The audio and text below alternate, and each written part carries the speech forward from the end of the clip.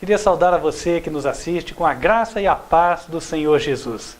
Deus possa abençoar a tua vida e que hoje Ele possa falar profundamente ao teu coração. Nós já estivemos aqui no momento da escola bíblica estudando e também tivemos o momento dos testemunhos. A propósito, quero falar com você que tem interesse em fazer o mesmo estudo de escola bíblica que temos feito aqui. Nós temos a lição da escola bíblica em duas versões. Uma versão é a versão por e-mail, o arquivo eletrônico, e a outra é a impressa. Se você deseja receber a lição por e-mail, ela é gratuita, não tem custo. Basta que você nos envie um e-mail e aí nós vamos enviar e você nos acompanha, ok? Você vai estudar o mesmo que temos estudado na igreja sede. O nosso e-mail é contato@advertenciafinal.com.br. E se você quiser a versão impressa, essa sim tem um custo, a gente vai te informar por e-mail, você paga o custo da lição e do correio. Isso porque nós não imprimimos uma grande quantidade de lições esperando vendê-las. A gente imprime as lições só sob demanda, ok? Então você que tem interesse, entre em contato. Lembrando, a lição por e-mail é gratuita. Agora a lição impressa tem um custo por razões óbvias.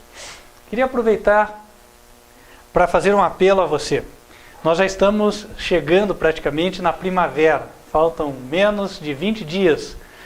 O tempo vai esquentando e as pessoas voltam a pensar em ir para o litoral, quer para passar o veraneio, né? Ou para passar um fim de semana. E nós temos um material que nós sempre entregamos nas regiões litorâneas. É um material que fala das trombetas do Apocalipse. Temos muitos jornais. Estes jornais são para distribuição gratuita. Você, em qualquer lugar do Brasil, pode solicitar a quantidade que Deus colocou no teu coração para você distribuir e nós vamos enviar para você. A única coisa que nós pedimos é que você arque com as despesas do correio, porque nós não temos condições de pagar o correio para todos, ok? Então você entra em contato, manda um e-mail, informa o teu endereço completo, teu nome e pede o material. Nós vamos mandar e você vai fazer o teu evangelismo, ok? Você paga o correio. O material já é pago pelos dízimos e ofertas que são enviados a este ministério.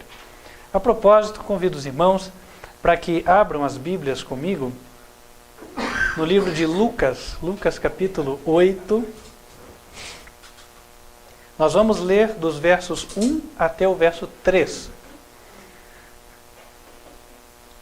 E aconteceu, depois disso, que Jesus andava de cidade em cidade e de aldeia em aldeia, pregando e anunciando o evangelho do reino de Deus. E os 12 iam com ele. E também algumas mulheres que haviam sido curadas de espíritos malignos e de enfermidades. Maria, chamada Madalena, da qual saíram 7 demônios. E Joana, mulher de Cusa, procurador de Herodes, e Susana, e muitas outras que o serviam com suas fazendas. Isso quer dizer, com as suas posses. Aqui nós vemos que mesmo o Senhor Jesus, nosso exemplo, aquele que não tinha onde deitar a cabeça e que não andava com 2 túnicas, ele tinha o seu ministério sustido pelas ofertas. Deus providenciou que a beneficência fosse um meio para a propagação do evangelho. Aquelas mulheres usavam das suas posses para que Jesus continuasse fazendo a sua obra. E assim deve ser até no dia de hoje. Para que o evangelho do reino alcance todas as cidades, todas as aldeias, é necessário que hajam recursos. Por isso, apelo a você hoje que nos assiste. Você que sabe que aqui é pregada a verdade, envie os teus dízimos e envie as tuas ofertas. Não para me satisfazer, eu não faço uso destes dízimos, mas estes dízimos vão ter uma destinação adequada. Eles são usados para que as pessoas tenham folhetos como esse, de graça, para poderem evangelizar, e também para que elas possam serem visitadas. Nós estamos recebendo muitas solicitações do Brasil inteiro, solicitações de outras partes do mundo. E para atendê-los, vocês sabem, para viajar são necessários recursos, ok? Nós queremos economizar, buscamos sempre a forma mais econômica, mas ainda assim, algum recurso é necessário. E lembrando a você, nós formulamos o projeto para o Dia das Crianças. O Dia das Crianças é dia 12 de outubro. A parte de desenvolver o conteúdo já foi feita, esse custo já foi bancado. Porém, nós teremos também os custos de impressão. Lembrando que o material impresso será distribuído de forma gratuita. Portanto, você que nos assiste e deseja fazer um trabalho no Dia das Crianças, entre em contato também. Nós vamos ter material, já creio pela fé, para que você possa fazer o teu trabalho. Mas para isso são necessários recursos. Então, você que Deus tocou, você que tem, ok? Oferte para o Senhor. Eu não estou falando com você que não tem, mas você que tem, então não perca o privilégio, porque sempre é um privilégio nós podemos ofertar para a obra do Senhor. E eu não peço algo que eu mesmo não faça. Quem me conhece sabe, a gente faz, a gente se doa mesmo para a obra do Senhor, ok? Nós vamos louvar a Deus e aqueles que estão preparados aqui vão poder ter a oportunidade de ofertarem e de dizimarem também. Sem compulsão, isso quer dizer, ninguém é obrigado, mas se você foi tocado pelo Senhor, então faça a tua devolução. Amém? Vamos nos colocar em pé ao som do hino e vamos cantar juntos.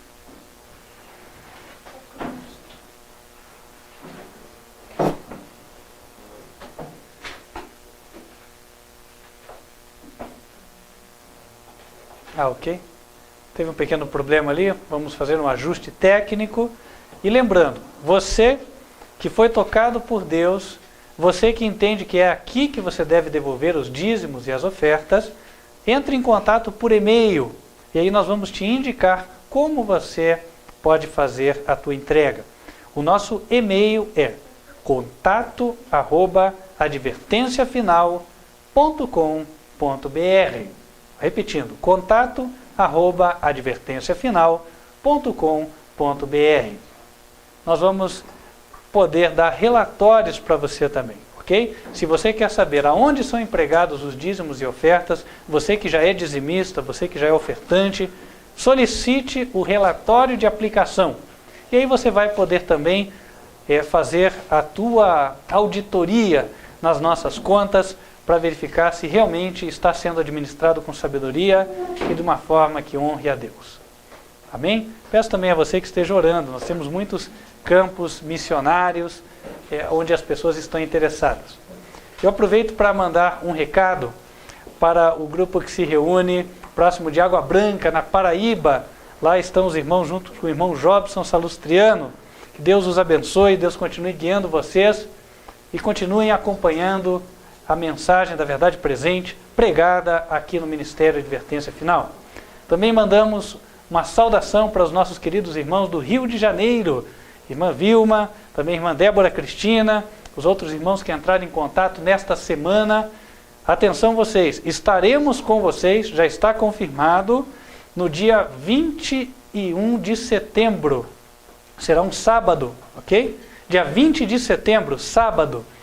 Nós estaremos em Bangu. Você que quer o endereço, entre em contato por e-mail, nós vamos te indicar. A programação vai se iniciar às 9h30 da manhã e nós estaremos ali durante o dia para estudar a palavra, conhecer você e também vamos falar outras coisas concernentes à obra de Deus, ok? Não perca, portanto, você que pode estar conosco no Rio de Janeiro, dia 20 de setembro. Entre em contato. contato@advertenciafinal.com.br. Queria também mandar uma saudação para a irmã M. Cristina, acredito que seja Maria Cristina, né? De Joinville. A irmã disse que gostaria de ter uma igreja, um grupo do Ministério Advertência Final na sua cidade. Irmã, solicito que a irmã entre em contato por e-mail e nos informe o teu telefone. Nós faremos com que a irmã seja visitada e temos outros irmãos na região. Vamos trabalhar para que haja ali um grupo e uma igreja também. Amém?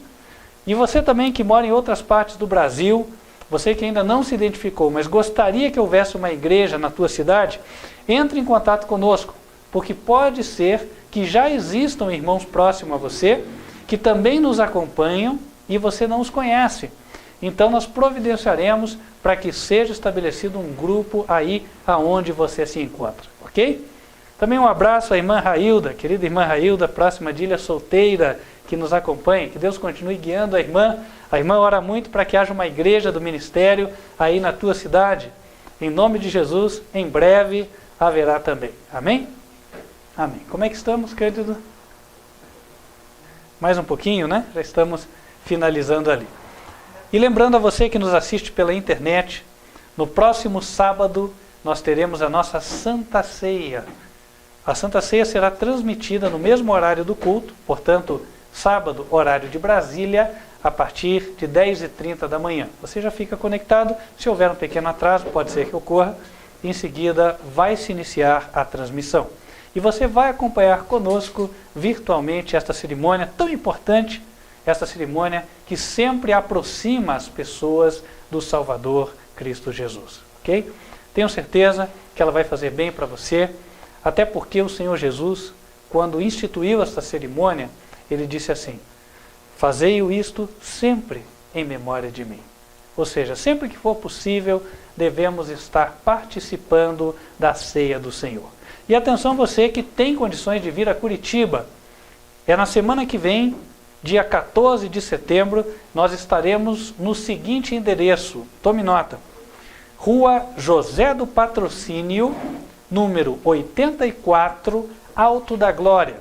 Nós estamos a 2 quadras da Assembleia Legislativa e próximos do Centro Cívico. Portanto, Rua José do Patrocínio, número 84. A programação começa a partir de 9h30 da manhã e a Santa Ceia a partir de 10h30. Ok? Dia 14 não, dia 13 de setembro. Obrigado por me corrigir. Bom, parece que estamos com algumas dificuldades técnicas. Vamos cantar então a capela, né? Ah, na transmissão? Mas estão conseguindo... Dá para tocar? Ok.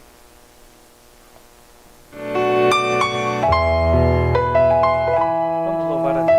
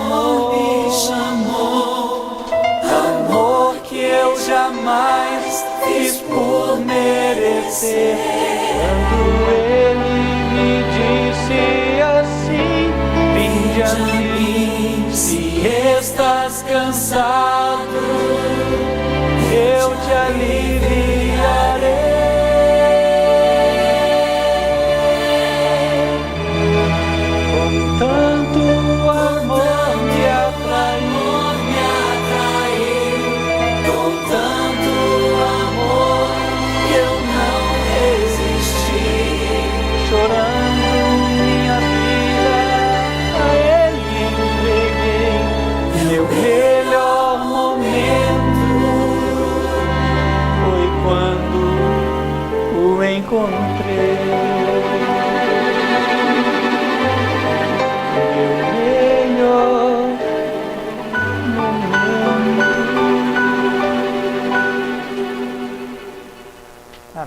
Vamos nos colocar de joelhos e falar com Deus.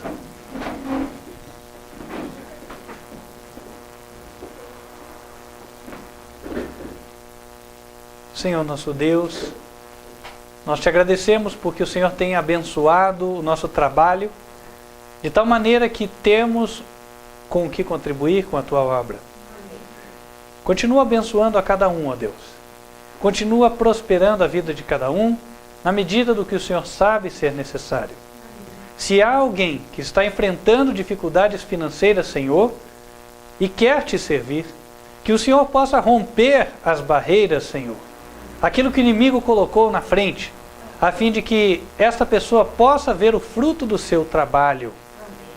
E que todos possam entender, Senhor, que de fato o Senhor se dispõe a abençoar, mas desde que façamos a nossa parte. Assim que ninguém seja negligente no trabalho, que não haja preguiça, mas que haja, Senhor, um trabalho honesto, um trabalho digno. Abençoa cada um dos que nos assistem pela internet, todos aqueles que o Senhor tem tocado a enviarem seus dízimos e ofertas. Que o Senhor possa também guiar, prosperar as suas vidas.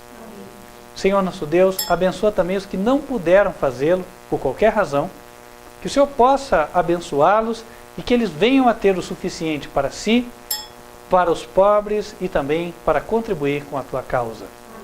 Ó Deus, quero esconder-me agora na rocha que é Cristo Jesus e pedir que o Senhor venha a falar por meio intermédio.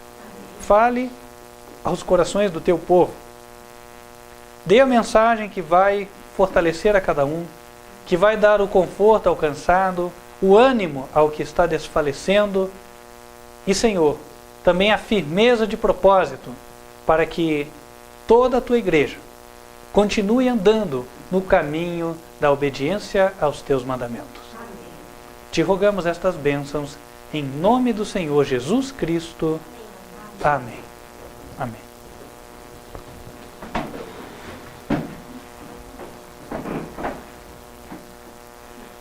Seja bem-vindo, irmão. Glória a Deus.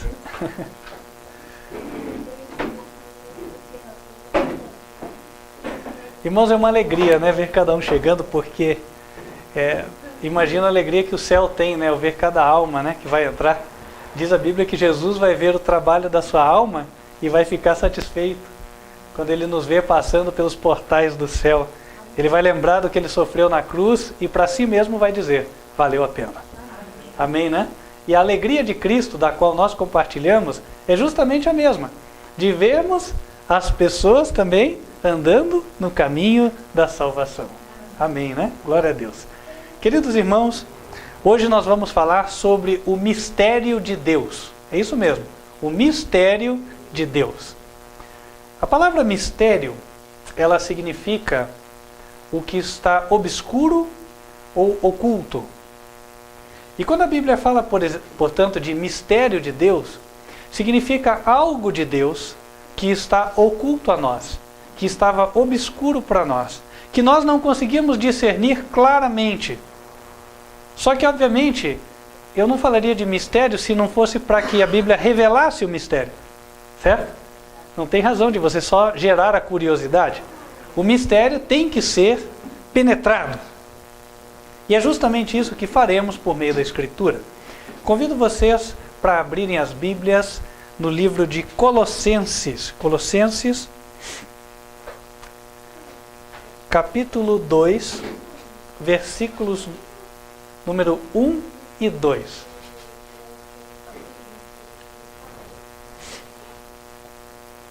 Porque quero que saibais, diz Paulo, eu quero que saibais, quão grande combate tenho por vós e pelos que estão em Laodiceia, e por quantos não viram o meu rosto em carne, para que os seus corações sejam consolados e estejam unidos em amor e enriquecidos da plenitude da inteligência para conhecimento do mistério de Deus, Cristo.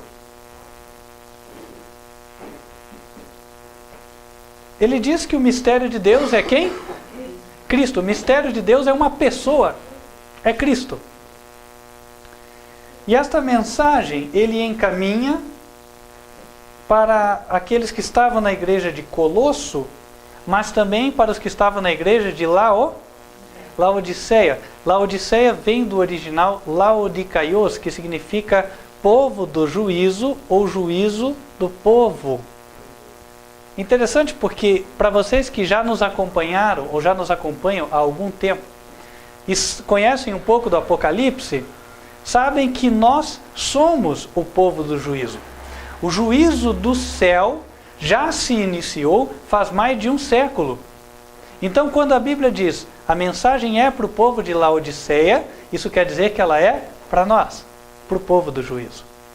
E aqui Paulo disse que ele tinha um grande combate interno, ele tinha uma luta espiritual contra Satanás, para que aqueles que não o vissem em carne, aqueles que não escutassem a sua voz, eles tivessem a plenitude da inteligência para conhecerem a Cristo.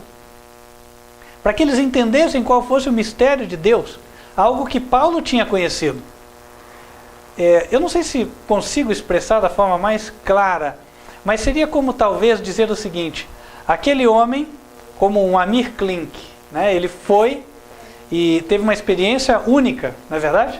Teve uma experiência única. Ele foi e passou quantos meses lá na Antártida? No meio de um barquinho, né, com muito pouco espaço e tudo. E quando ele volta, como a experiência dele é única, ele passou a ser um palestrante, não é assim? As pessoas queriam escutar a sua experiência porque achavam que ele teria algo a ensinar baseado naquilo que ele vivenciou. E por mais que ele fale, irmãos, eu pergunto a vocês, será que ele vai conseguir transmitir exatamente tudo aquilo que ele viveu? Irmão, só quem passou ou quem experimentou o frio da Antártida, os perigos dia após dia, né? Esteve naquele barco que virava, né, até 180 graus, né, sei lá, se atacado por algum peixe ou tubarão, seja o que for, né, ele não vai poder transmitir exatamente aquilo que ele vivenciou, porque experiência não se transmite. E é a partir disso que Paulo diz que ele tinha um conflito interno. Ele queria que as pessoas tivessem a experiência que ele tinha. E ele tentava ao máximo se esforçar para transmitir por meio de palavras. E também por meio do que estava escrito. Só que ainda assim ele tinha um conflito, talvez pensando, será que eles vão conseguir entender? Será que eles vão ter a mesma experiência? E aí, esta palavra chega até nós, porque ela foi direcionada para o povo do juízo. O desejo do apóstolo era que nós tivéssemos essa experiência, conhecêssemos o mistério de Deus. Obviamente, Deus ia prover para que nós tivéssemos a mesma experiência. Até porque Deus não é exclusivista, não é verdade? Talvez, usando o exemplo, né, o Amir Klink pôde ir porque ele conseguiu um patrocinador, e muitos outros que queriam ir também não puderam, certo? Mas no caso da experiência cristã não é assim. Os dons de Deus são gratuitos. A graça é estendida a todas as pessoas. Todo o que quiser recebe de graça da água da vida. O mistério de Deus é Cristo. Agora, o mistério, ele é a face oculta de Deus. É aquilo de Deus que estava obscuro para nós, que nós não conseguíamos enxergar. De fato, nós caímos em trevas, por isso que algumas coisas de Deus ficaram obscuras. Pergunto, quando foi que a humanidade caiu em trevas? Quando? Quando pecou, certo? Então, é simples. Ora, então foi o pecado que obscureceu algumas coisas de Deus à nossa vista. E agora, isso precisa ser trazido à luz para o nosso próprio benefício. E como é que nós vamos conhecer a respeito de Deus? Os mistérios de Deus. Queria abrir com vocês dois textos. Primeiro, em Mateus, capítulo 11, versículo 27. E depois nós vamos para João 1,18. Mateus 11, verso 27.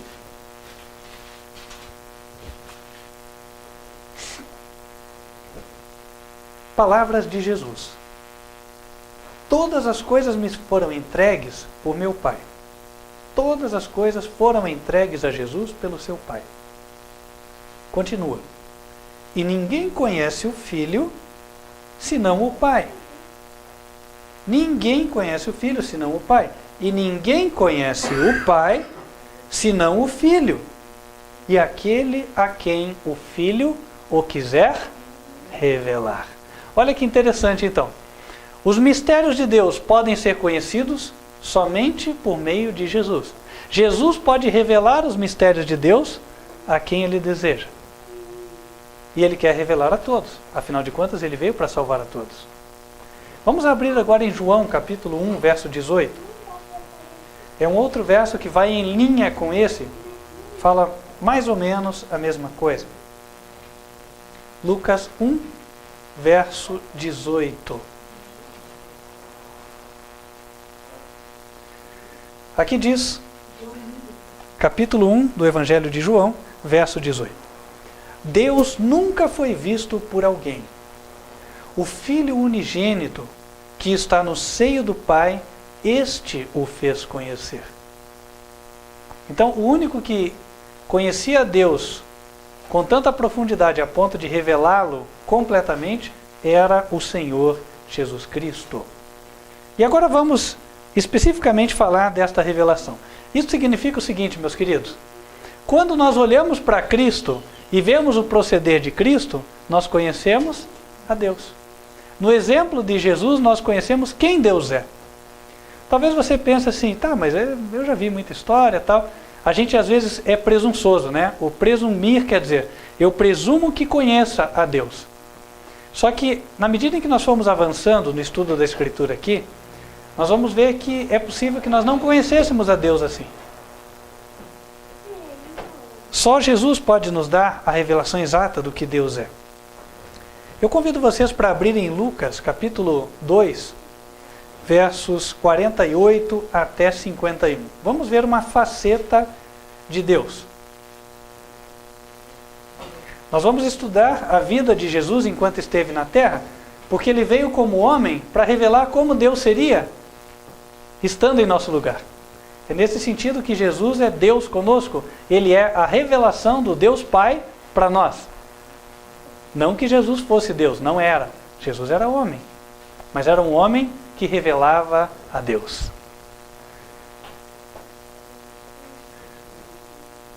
Lucas capítulo 2, versículos 48 até 51. Esta era uma ocasião na qual Jesus tinha 12 anos e disse que as pessoas viram Jesus, viram as respostas que ele dava para os pastores da época e maravilharam-se. Então a sua mãe encontrou, né? Jesus estava ali no templo conversando com os pastores. A sua mãe o encontrou, verso 48, e disse-lhe: Filho, por que fizeste assim para conosco? Eis que teu pai e eu, ansiosos, te procurávamos. E ele lhes disse: Por que é que me procuráveis? Não sabeis que me convém tratar dos negócios de meu pai? E eles não compreenderam as palavras que lhes diziam. E desceu com eles e foi para Nazaré, e era-lhes sujeito. Irmãos, aqui poucas palavras nos mostram uma faceta de Deus para a qual poucos atentam. Jesus era sujeito aos seus pais. Interessante isso. Numa época hoje em que os filhos tão facilmente dizem: meu pai não sabe nada, porque ele está velho, ele é que não sabe, eu que estou enxergando, não é assim? E aí Jesus nos ensina uma faceta de Deus que diz o seguinte: era-lhes sujeito. Ou seja, o pai falava, a mãe falava, e o que é que Jesus fazia? Obedecia. E olha que ele era o Filho de Deus, hein? Quer dizer, se tinha alguém que poderia dizer que era Senhor da razão, era ele. Mas mesmo assim, pai falava, mãe falava, não tinha discussão, né? Ele obedecia ao pai, obedecia à mãe. E essa é uma faceta de Deus que ela encontra-se obscurecida hoje em dia. Mesmo em todas as classes de sociedade, e também no mundo cristão, né? Hoje é muito comum nós vemos filhos que não levam em consideração a opinião dos pais. Quando Deus, por meio de Cristo, Ele nos deu o seguinte exemplo: sujeite-se às regras da família. sujeite-se às regras da casa. E daqui nós tiramos um outro princípio também. O sujeitar-se às leis. Hoje em dia as pessoas estão cada vez mais sem freio, não é assim? Elas não têm o seu limite. E aí o que Deus nos ensina é, Ele mesmo se submete às regras. E por que nós não nos submeteríamos às regras? Sabe que quando Jesus estava aqui na terra, Deus estava sim se submetendo à sua própria lei. Embora Ele estivesse acima da lei, pois Ele foi o doador da lei. Ele é o rei do universo. E numa monarquia, a vontade do monarca é a lei, certo? Mas Deus, Ele deu 10 mandamentos para que todos lessem e entendessem. E Ele mesmo, Ele se colocou sob os 10 mandamentos quando Ele enviou Cristo para a terra. Porque Jesus tinha que ser obediente. Jesus não veio aqui dar um exemplo de transgressão, e Ele não veio aqui para libertar ninguém da lei.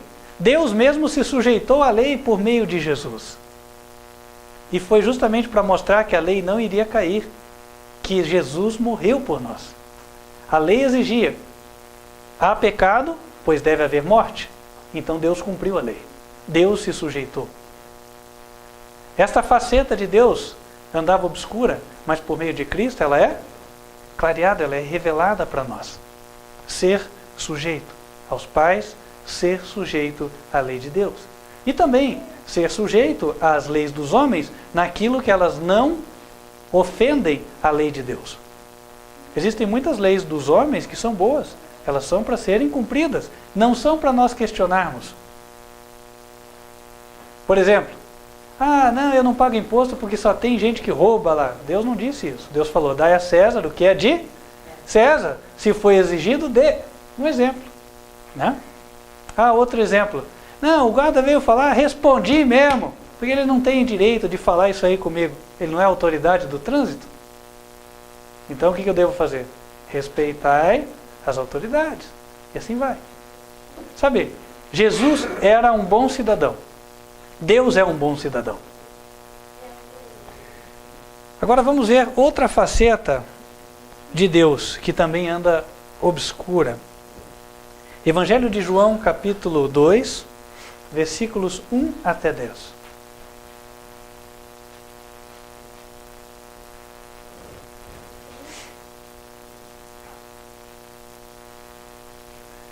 E ao terceiro dia, fizeram-se umas bodas em Caná da Galileia. Bodas é festa de casamento.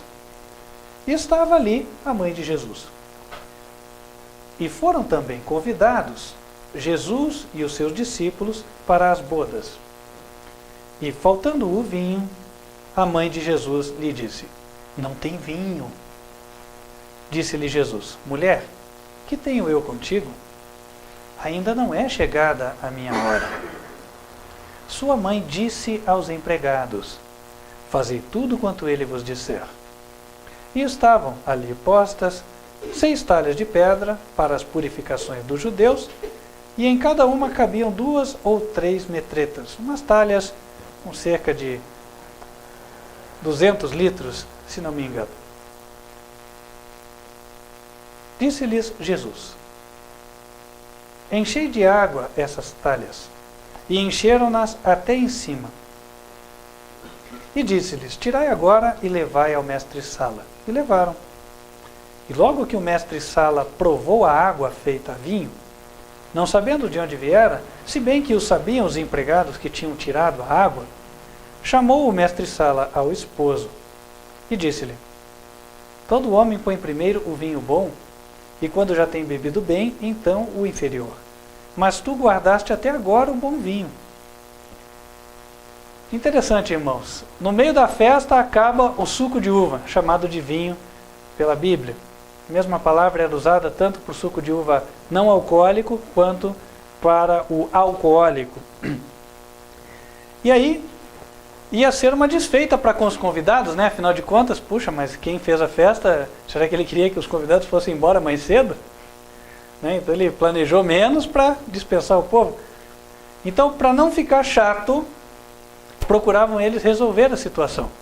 E Jesus se preocupou em trazer alegria para o povo, trazer a felicidade, não é assim? Porque vocês vejam bem, as pessoas poderiam muito bem passar sem aquele suco de uva, não é verdade? Ó, faltou, acabou, e daí? Paciência, né? Termina a festa, dá um abraço no noivo, na noiva, tal, e vai cada um para sua casa. Quer dizer, não era algo assim essencial à vida, não era. Mas mesmo assim, Deus sabia que contribuiria para a felicidade daquelas pessoas. E aqui nós vemos uma outra faceta de Deus. Deus quer proporcionar felicidade para as pessoas. Deus quer proporcionar alegria, sabe? Deus não é contra os momentos alegres. Essa visão que um ou outro pode ter de que o cristianismo é só vida de cruz. Não é só cruz. Tem rosas, tem flores, tem momentos bons, tem recreação, tem momentos agradáveis. E na verdade nós podemos ter alegria sempre. Deus não nos condena por termos felicidade. Pelo contrário, Ele proporciona a felicidade para nós. Ele se agrada de uma festa de casamento, de uma comemoração, de que você reúne a família, os amigos, enfim. Desde que ali vocês façam o que o honrem, Deus se agrada. E Deus contribui, Ele te dá o dinheiro, prospera a tua vida para que você possa ter esses momentos. Deus não exige que você dê tudo para a igreja e não tenha nenhum momento de felicidade. Deus não fala isso. Isso aí está errado. Essa faceta de Deus, ela anda um pouco obscurecida hoje em dia, né? Tem muita gente que eu já escutei, ele foi na igreja tal, mas achou que não era para ele não, porque lá, puxa, recolhiam 6 vezes por culto a oferta, né? Então, quer dizer, onde que vai sobrar alguma coisa para a pessoa ter o seu momento de felicidade? Não é verdade? Seu momento de alegria. Deus é contra que você faça uma viagem, você vai visitar os teus parentes, né? Você tenha lá a lua de mel? Não, Deus não é contra isso. Pelo contrário, Deus não é contra, Ele é a favor da felicidade. O que Ele é contra é o uso egoísta dos recursos, ou seja, muito para mim e fecho o meu coração para os outros. Ele não quer isso. Mas Ele gosta sim que haja um equilíbrio. Então Deus, uma faceta de Deus, Ele gosta de proporcionar a felicidade, a alegria. Agora, a felicidade, meus queridos, é dentro do que Ele colocou para nós. Eu me lembro uma vez, claro, não vou comentar o nome, é coisa de mais de 10 anos atrás, mas eu falei com o pai de um amigo meu, acabou que ele se separou da esposa, se envolveu com uma outra pessoa e ficou com a outra pessoa. E aí ele era uma pessoa assim que vinha na igreja e tal, e aí deixou de vir à igreja.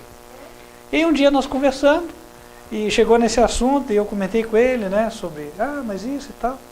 Daí ele falou, não, mas você quer que eu fique sem as coisas boas da vida? Né? Então assim, irmãos, Deus nos dá coisas boas. Claro que nós temos coisas boas, todos têm direito a coisas boas. Mas a maior felicidade é nós gozarmos das coisas boas dentro daquilo que o Senhor nos orientou. Né? Então assim, Deus proporciona a felicidade para nós. Só que a felicidade está em andar nos seus caminhos.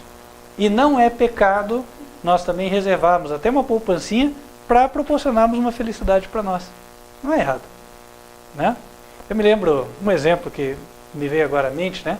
O meu pai comentou, teve uma vida muito difícil, né? Eles eram pobres, e aí ele falou, filho, olha, eu trabalhava, era difícil sustentar todos vocês, e aí finalmente, depois de muitos anos, consegui fechar um bom negócio, e o meu ganho aumentou em 5 vezes. E quando aquilo aconteceu, eu fui na loja e comprei o melhor som que tinha, porque eu gostava de som, falei, eu vou me dar esse presente, eu mereço. Claro, ele não tinha a mesma crença que nós temos de cristão nem nada, mas é um exemplo, quer dizer, você acha que Deus vai condenar uma pessoa, né? Por quê? Porque ela queria ter um momento de felicidade depois de tanto tempo de agruda, de dificuldade? Claro que não, meus queridos. Sabe, Deus quer a nossa felicidade e Deus está planejando a nossa felicidade no céu. Então, Deus se agrada que você trabalhe, claro, mas Ele também fica feliz de você juntar um pouquinho para você ter um momento de alegria. Ok? Vamos passar para outra faceta de Deus. Vamos abrir em Lucas, capítulo 4, versículo 40. Lucas, capítulo 4, versículo 40.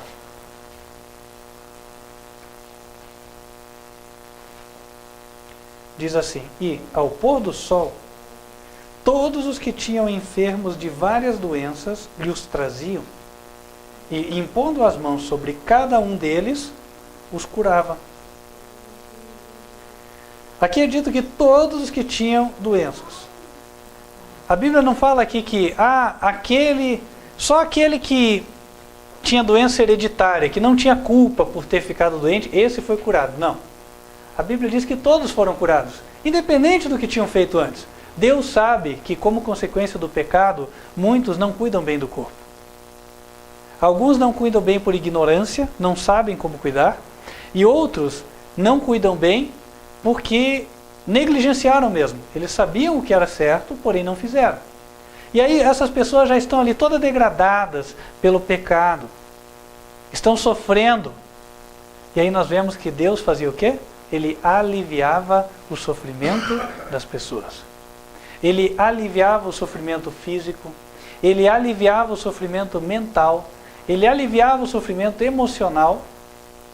Por quê? Porque Deus tem prazer em aliviar o sofrimento das suas criaturas. Essa é uma outra faceta de Deus, que hoje em dia é pouco lembrada.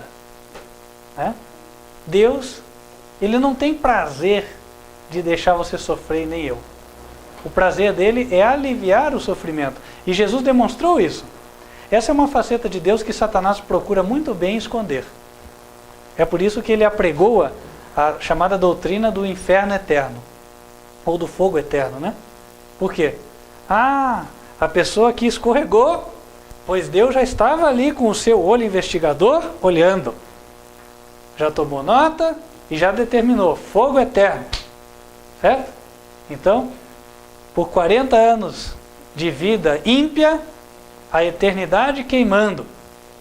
E aí, irmãos, alguns adeptos dessa doutrina chegaram a escrever o seguinte, que na eternidade, à medida em que os gritos dos ímpios fossem ouvidos, a felicidade dos santos ia aumentar, por ver que Deus havia preservado eles do fogo. Olha que absurdo. Será que alguém vai ficar mais feliz de ouvir o outro se contorcendo lá em meio a chamas? Não pode, né? Sabe, irmãos, isso aí distorce o caráter de Deus. Deus não é assim. Deus não tem prazer no sofrimento de ninguém. Abram comigo em Ezequiel, capítulo 18. Olha o que Deus fala. Ezequiel, capítulo 18, verso 20.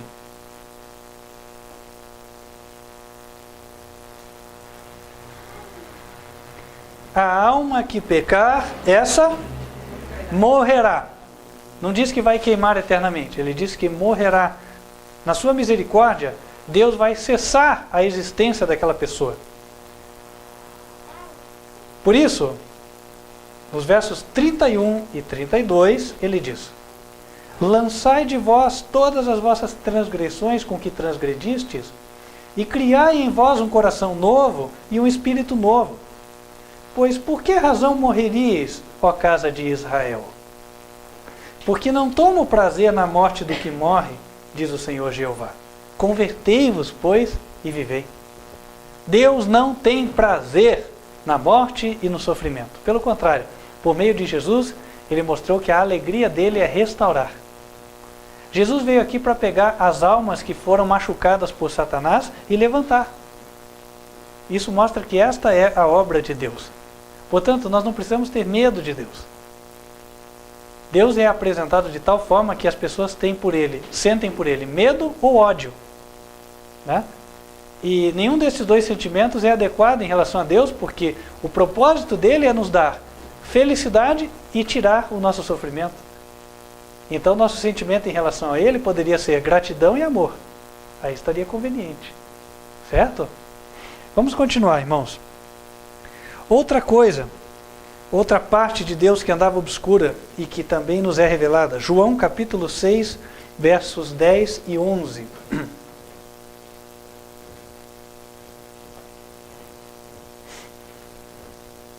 João 6, versos 10 e 11. Aqui a Bíblia conta de uma história onde as pessoas vieram escutar a Jesus. Elas estavam há muito tempo já escutando, e Jesus percebeu que elas deviam estar com fome. Foi quando, no verso 10, disse Jesus: mandai assentar os homens. E havia muita relva naquele lugar. E assentaram-se, pois, os homens em número de quase 5.000. E Jesus tomou os pães e, havendo dado graças, repartiu-os pelos discípulos, e os discípulos pelos que estavam assentados. E igualmente também os peixes, quanto eles queriam. Aqui nós vemos que Deus provê para as nossas necessidades. E é interessante essa palavra, né? Ele proveu o quanto eles queriam.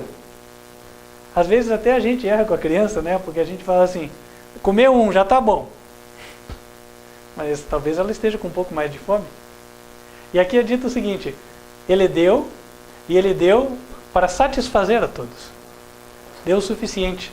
Isso mostra o seguinte, Deus, ele distribui as bênçãos para nós. Ele nos dá o pão material, nos dá a comida, nos dá o dinheiro para pagar o aluguel, para pagar as contas, na medida da nossa necessidade. E ele se alegra de fazer isso. Olha que Jesus proveu, antes mesmo das pessoas pedirem. Isso é demonstrado todos os dias. Quantas pessoas nunca confessaram o nome de Jesus? Quantas pessoas dizem nem acreditar em Deus e mesmo assim eles têm o pão de cada dia? Deus manda a chuva sobre justos e sobre injustos. Deus não é como nós. Eu abençoo só quem me reconhece. Quem não me reconhece tem que comer o pão que o diabo amassou, né? Não é assim. Deus, ele satisfaz as nossas necessidades. E aí, irmão, sabe, outra coisa, né? Eu sei que muitos de nós, a gente acaba falando, né? Ah, quando o pão diminui em casa, ah, Deus, por que o Senhor fez isso comigo? Bom, pode ser que ele tenha permitido que aquilo ocorresse, mas que ele fez, não. Não foi ele quem fez. Quem tira o pão de nós? Satanás. Satanás é que vem roubar. Deus não é ladrão. Deus é doador. Deus vem dar. Então, se você tem, agradeça a Deus. E se foi tirado de você, então peça a Deus que tire o diabo da tua vida. Não quer dizer que porque eu estou pobre, eu estou com o diabo. Não é isso. Esse é um conceito errado. Jó ficou pobre e não estava com o diabo. Certo? Mas nós podemos pedir a Deus que tire o diabo de fazer a sua obra na nossa vida. Por quê? Se nós estamos amarrados, é porque o diabo veio nos incomodar. Então nós estamos pedindo a Deus para tirar o diabo dali. Certo? Porque quem vem nos prejudicar é o diabo. Deus nunca nos prejudica. Quem nos prejudica é o diabo. Por fim, irmãos, queria trazer aqui um outro viés do caráter de Deus que é representado por Jesus. Em João 10, verso 11.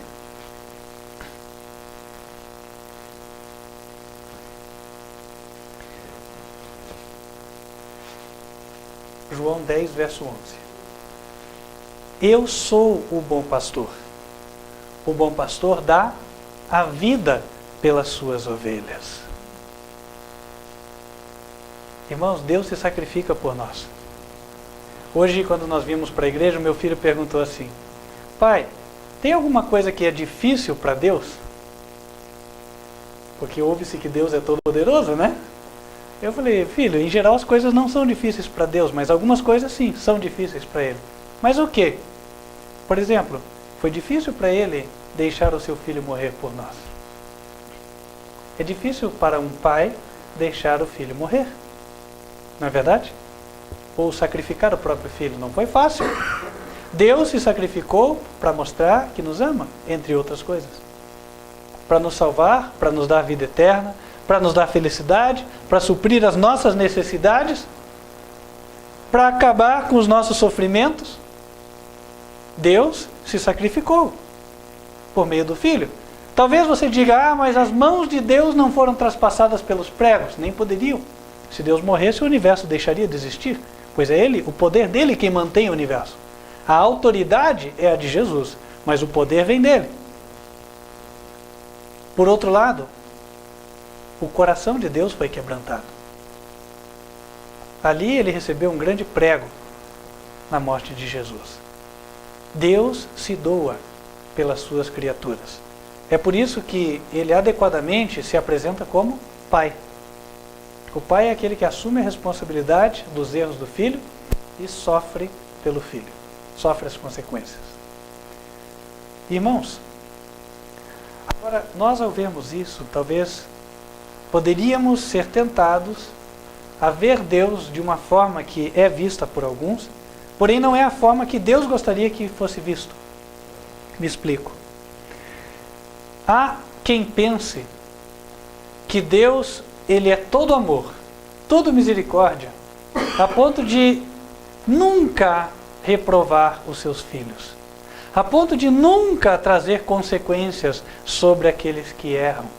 Porque Deus é tão bom que jamais vai punir o ímpio. Isso é contra o seu caráter. Irmãos, nada mais longe da verdade.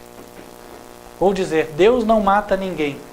Irmãos, se nós podemos dizer que há alguém que tira a vida, esse alguém é Deus. Pois afinal de contas, Ele tem o fôlego de vida na sua mão, não é verdade?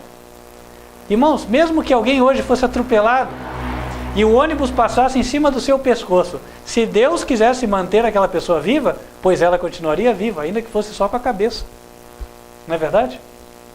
Então, se aquela pessoa morre, é porque Deus retirou o fôlego de vida. As vidas estão nas mãos de Deus. Então Deus mata sim, claro que Ele mata. Claro que ao tirar Ele a vida, Ele tira por um bom propósito, nunca por um mau propósito.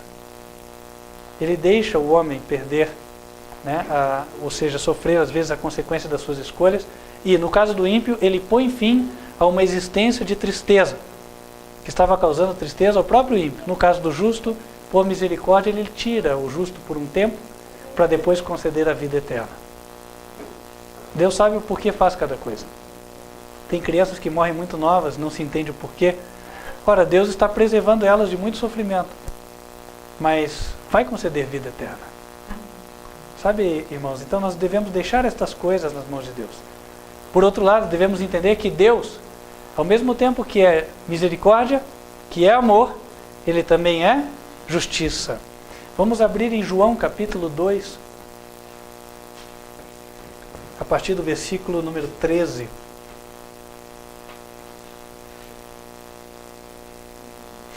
E estava próxima a Páscoa dos judeus, e Jesus subiu a Jerusalém. E achou no templo os que vendiam bois e ovelhas e pombos, e os cambiadores assentados. E tendo feito um azorrague de cordéis, lançou fora do templo todos, bem como bois e ovelhas. Pegou o chicote e expulsou. Espalhou o dinheiro dos cambiadores e derribou as mesas. E disse aos que vendiam pombos: tirai daqui estes, e não façais da casa de meu pai casa de vendas. E os discípulos lembraram-se do que está escrito: o zelo da tua casa me devorará. Aqui, irmãos, várias lições podem ser aprendidas.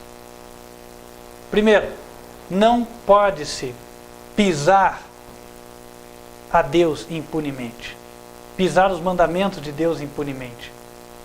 Aqueles homens ali, eles estavam desrespeitando por completo a Deus.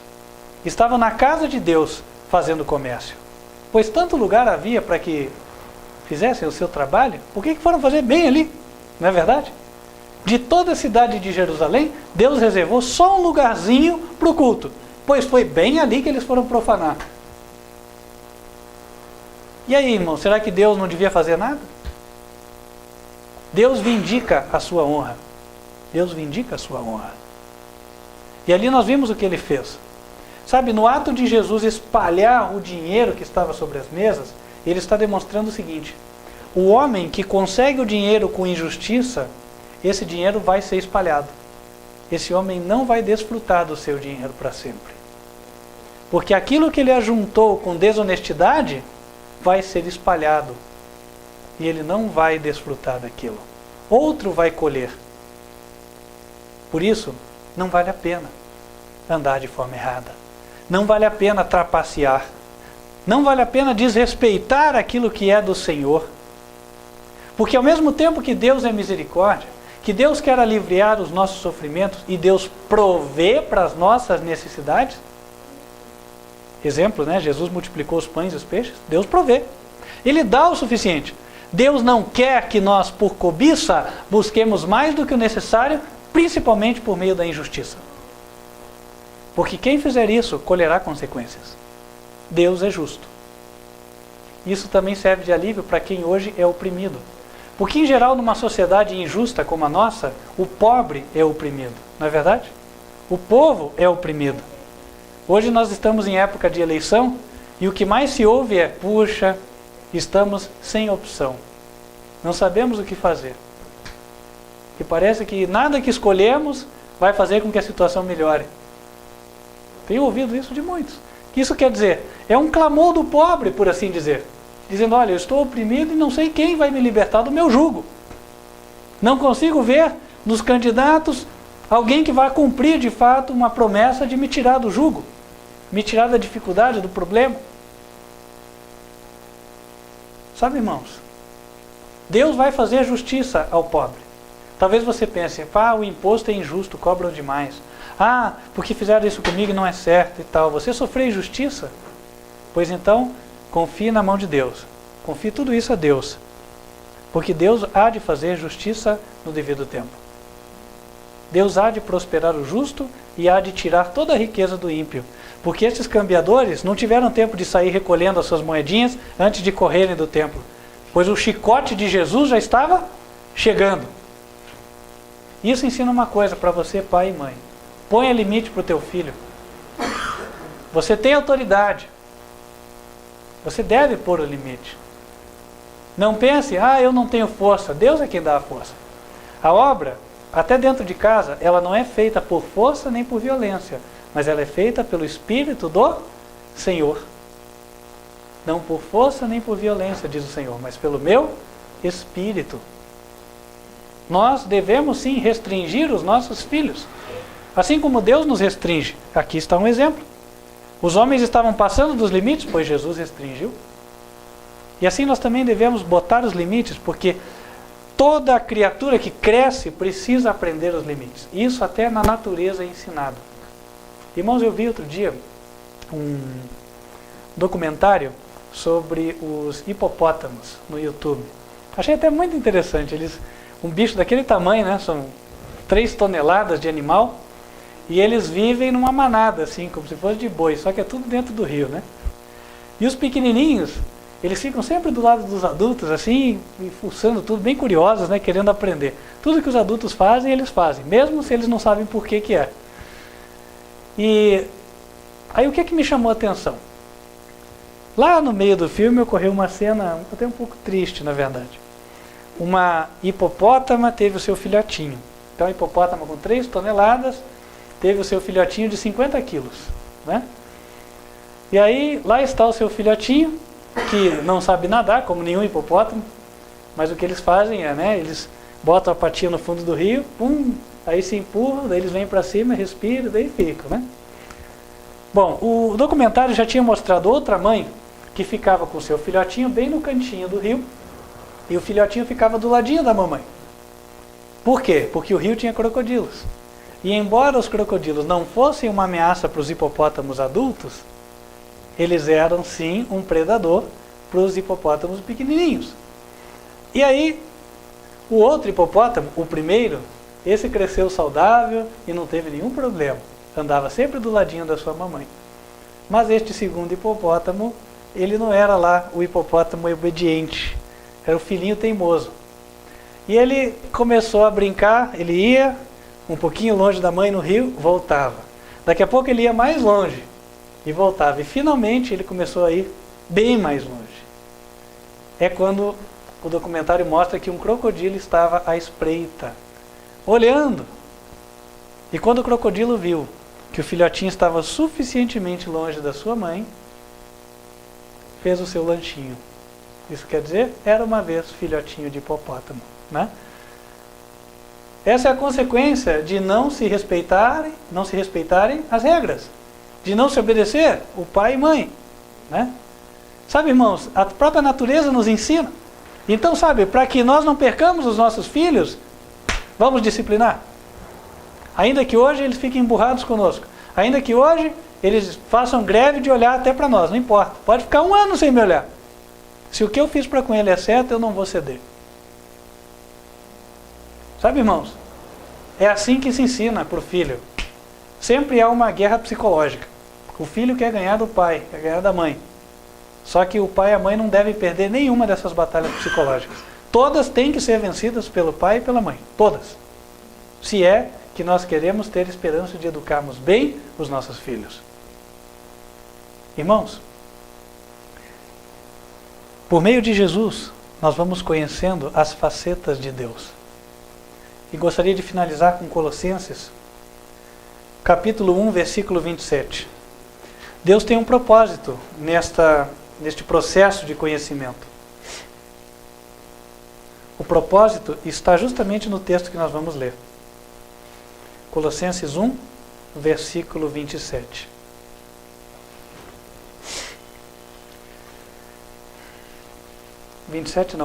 A partir do 26.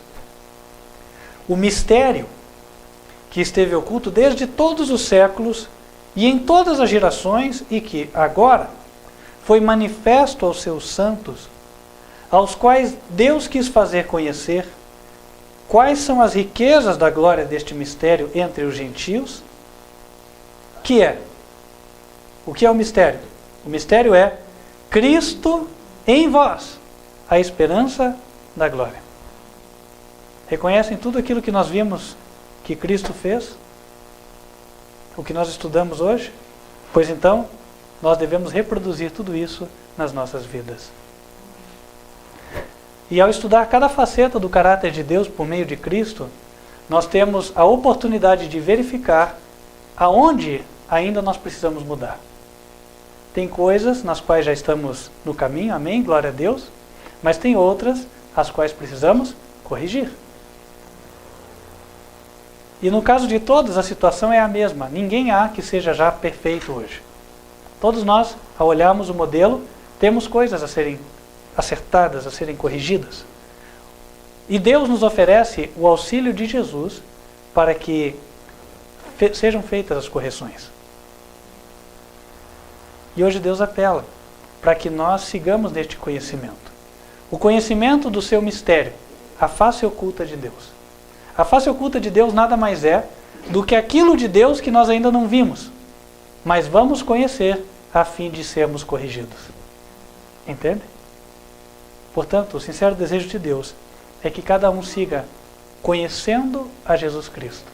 Porque ao conhecer o que Ele fez, vai conhecer quem Deus é. E ao conhecer quem Deus é, há de ser restaurado, se desejar. Amém? Quem hoje gostaria de dizer ao Senhor, Senhor, eu desejo continuar te conhecendo por meio de Jesus. Amém? Glória a Deus. Vamos nos colocar de joelhos, vamos falar com o Senhor. Senhor nosso Deus, nós queremos conhecer a Tua face oculta, aquela que o Senhor quer revelar para nós. Não porque o Senhor não a tenha revelado, mas por meio do pecado, nós ficamos incapacitados para ver. Razão pela qual o Senhor enviou um exemplo humano, o Senhor Jesus. Ajuda-nos, Senhor, a olhar para Jesus e entendermos quem é o Senhor. E assim, dá-nos força, principalmente força de vontade, para que corrijamos as nossas vidas e andemos em harmonia com a Tua vontade. Amém. Abençoa, Deus, a Tua igreja, quer aqui, quer em qualquer lugar da terra, onde esteja esta mensagem chegando. Que todos, Senhor, possam andar seguindo o Mestre, a cabeça, que é o Senhor Jesus, e assim, possam penetrar mais profundamente nesse mistério a cada dia. Amém. Conhecer mais o Senhor Jesus e conhecer mais a Ti. Ó Deus, fortalece a Tua igreja e guia-nos. Abençoa-nos também para que possamos levar este convite para que outras pessoas Te conheçam e que este convite chegue a todas as partes da terra. abençoa a tua igreja. Envia, Senhor, os recursos para que isto seja realizado. Envia pessoas voluntárias que queiram trabalhar também, ó Deus, em todas as partes da terra. Pessoas que, a exemplo dos apóstolos, se doem pela tua causa, sem esperar salário, sem esperar recompensa material aqui na terra. Ó Deus, e também que o Senhor abra portas, que apareçam pessoas que doem, Senhor, quer espaço para pregarmos no jornal, na rádio, na televisão, por meio de folhetos, no boca a boca, seja onde for, Senhor. Onde houver uma oportunidade, onde houver um microfone, onde houver, Senhor, uma porta, que as portas se abram para que a verdadeira mensagem chegue e as pessoas possam se converter da impiedade para a obediência ao Senhor. Te rogamos estas bênçãos a Deus e abençoa a tua igreja para cumprir esta missão na terra, o ministério Advertência Final. Em nome de Cristo Jesus. Amém. Amém.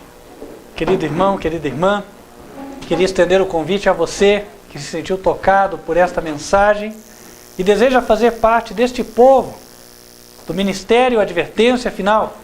Este ministério que está levando a mensagem pura da palavra para toda a terra. Convidamos você a que entre em contato conosco por e-mail e nós procuraremos atendê-lo. Nós teremos o maior prazer de andar junto com você. Vamos auxiliá-lo nesta caminhada cristã. O nosso e-mail é contato@advertenciafinal.com.br. Não importa onde você esteja. Você pode estar no Japão, você pode estar na França, você pode estar em qualquer lugar da terra. Na Austrália, na Guiné-Bissau, enfim. Entre em contato, mande um e-mail e Deus há de prover meios para que você seja atendido. Se você é sincero, certamente você será coberto e você será atendido. Amém? Te convido já para o nosso próximo encontro, que será na quarta-feira, a partir de 8h20 da noite, horário de Brasília. Você nos assiste pelo site advertenciafinal.com.br ou então pelo canal YouTube, youtube.com/TV Advertência Final. Feche os seus olhos, vamos invocar as bênçãos do Senhor sobre você antes de nos despedirmos. Que o Senhor te abençoe e te guarde. Que o Senhor faça resplandecer o seu rosto sobre ti e de ti tenha misericórdia. Que o Senhor levante sobre ti o seu rosto e te dê a paz. Amém. Que Deus te abençoe. Espero estarmos juntos na próxima oportunidade. Até lá.